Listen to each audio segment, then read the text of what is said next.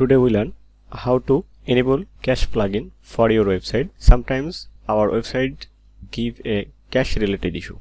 So let's start. Go to your WordPress dashboard and here is the plugin. Add new plugin. Search here cache. You will find the Lightspeed cache that is developed by Lightspeed Technologies. So install this plugin. Installation complete. Now active the plugin. When plugin is activated, you can see here is the new icon, that is Lightspeed plugin icon.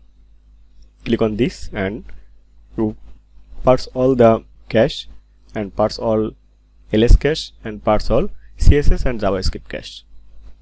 Don't forget subscribe my channel, like, share and comment. Thanks for watching.